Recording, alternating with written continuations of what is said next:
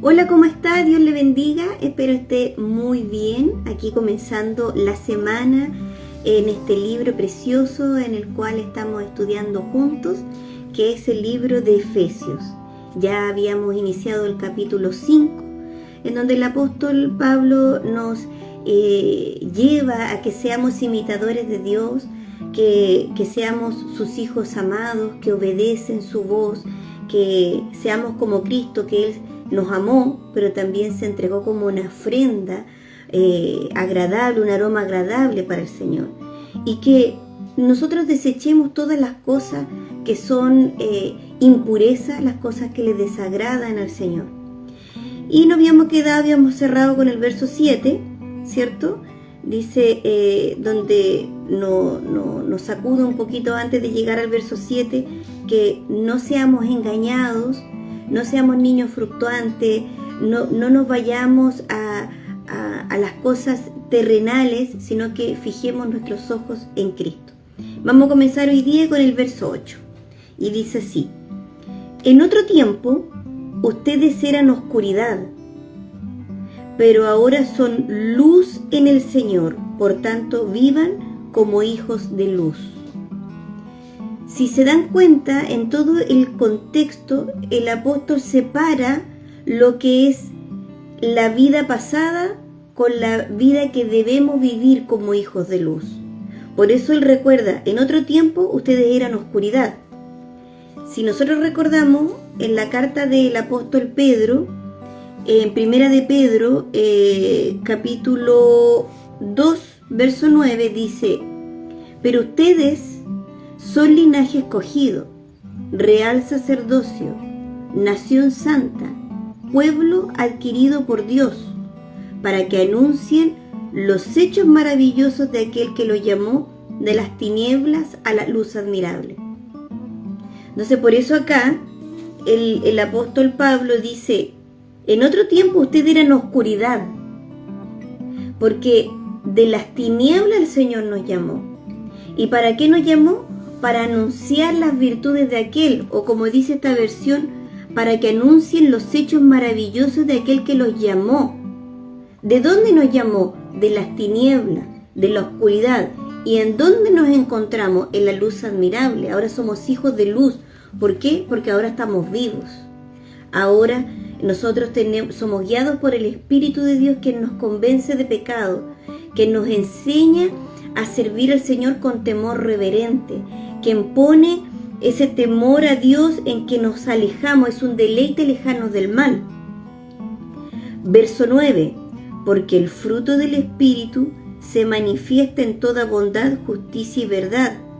O sea, nosotros tenemos que darnos cuenta cuáles son los resultados de las cosas que hacemos. Y si nosotros vemos que el resultado de lo que hacemos es bondad, justicia y verdad, entonces habita en nosotros la manifestación del fruto del Espíritu Santo. Verso 10: y comprueben lo que es agradable al Señor. O sea, ¿cuál es el resultado? ¿Qué fruto estamos dando con nuestros hechos? Nosotros tenemos que buscar el fruto agradable, comprobar lo que le agrada al Señor. ¿Por qué? Porque somos hijos de luz. Verso 11: no tengan nada que ver con las obras infructuosas de las tinieblas, al contrario, denúncienlas. Es importante eso. ¿Cómo denunciarlas? Sino que nosotros tenemos que reconocer lo que es de la carne y decir: esto es de la carne. Tenemos que escucharnos. Si nosotros vemos a nuestros hermanos, si nosotros vemos a nuestros hijos, a nuestros familiares, esto es de la carne. Verso 12: hasta vergüenza da hablar de que ellos hacen en secreto, pero cuando todas las cosas son expuestas a la luz, quedan de manifiesto, porque la luz lo manifiesta todo. Y aquí el apóstol cita la palabra, por eso dice: despiértate, tú que duermes, levántate de entre los muertos, y te alumbrará Cristo. Por tanto, cuidado con su manera de vivir, no vivan ya como necios, sino como sabios. Y parte de vivir como sabio es escuchar las advertencias, ponerle atención y orar para que el Señor nos guarde de no caer en tentación. En el Padre Nuestro dice, no nos dejes caer en tentación, y para ello nosotros tenemos que estar atentos a la voz de Dios, a obedecerla y estar orando. Y estar orando es estar en comunión con el Señor y en comunión también con los hermanos. Porque muchas cosas a veces nosotros no las vemos. Y a veces estamos distraídos y no estamos atentos a la palabra. Pero si estamos en comunión con los hermanos y los hermanos están velando, entonces ellos nos van a advertir. Ellos nos van a hablar. Por eso es muy importante que el matrimonio sea ambos convertidos.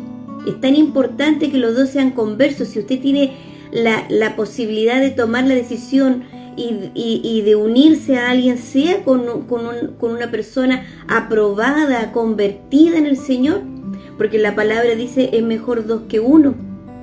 Si el uno está caído, el otro le levanta. Y eso es lo que hace la comunión entre los hermanos. Si alguno está distraído, si alguno está caído, el otro le levanta, le da la palabra, le dice, denuncia las cosas de la carne, para que él se despierte, como dice, despiértate tú que duermes, para que se despierte, para que no caiga en el hoyo. Por eso vivir como sabio también es atender el consejo, es atender el sueño que el Señor te dio, un sueño de advertencia. Si tu cónyuge te está diciendo, te da un consejo en la palabra de Dios, ser sabio es atenderlo. Por eso dice aquí en el verso 15, por tanto, cuidado con su manera de vivir, no vivan ya como necios. O sea, ¿quiénes son los que viven como necios? Los que están en tiniebla, en oscuridad. No vivan de esta manera, sino como sabios, sino como hijos de luz, atendiendo la palabra de Dios, obedeciendo la palabra, como el pastor Víctor nos instruía este domingo, que tenemos que ser hacedores de la palabra. No solo conocerla, escucharla, sino hacerla, aplicarla, vivir en ella. Eso es estar en la voluntad de Dios. Estar en la voluntad de Dios es hacer la voluntad de Dios. Eso es vivir como sabios, como dice acá el verso 15. Verso 16, estamos en el capítulo 5 de Efesios. Aprovechen bien el tiempo, porque los días son malos. Aprovechen bien el tiempo. En la mañana estaba meditando en la palabra del libro de Jeremías en los primeros capítulos. Y cómo Dios le habla a través del profeta y le dice, le da esa palabra de que vuelvan a Él, de que suelten los ídolos, que dejen de ser necios, que vuelvan a Él, que inclinen su corazón a Él. Y en una de esa exhortación que el Señor hace a través del profeta Jeremías, dice, si tan solo hubiera uno, si tan solo en esta ciudad hubiera uno que escuche mi voz, que vuelva a mí, que me ame como al principio, yo no la voy a destruir. Y ustedes saben cómo es la historia.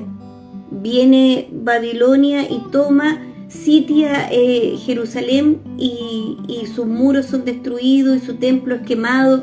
Entonces yo me quedaba meditando. Entonces no había ni siquiera uno que se arrepintiera, porque eso buscaba Dios, que se arrepintieran. Dice, si ustedes se arrepienten, yo olvidaré su ofensa, olvidaré que me fueron infieles, pero arrepiéntanse. Si tan solo hubiera uno, yo no destruiré esta ciudad. Entonces, de verdad, Dios es misericordioso y la misericordia es que nos da tiempo para volver a Él. Pero nosotros tenemos que volver a Él. Y aquí dice, aprovechen bien el tiempo, porque los días son malos. Si uno no sabe cuándo van a ser, tampoco van a ser, sabemos cuándo vamos a partir, pero que vivamos con un corazón honesto al Señor.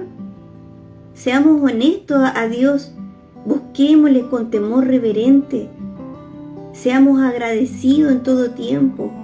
Démonos cuenta que si estamos viviendo un tiempo bueno, si hay alimento en mi casa, si hay techo, si hay abrigo, hay para pasar los días fríos, si hay palabra de Dios, entonces si hay provisión, si hay palabra de Dios, si hay provisión en lo espiritual, si hay provisión en lo físico, es solamente porque el Señor nos sustenta. Para Él es toda la gloria y la honra.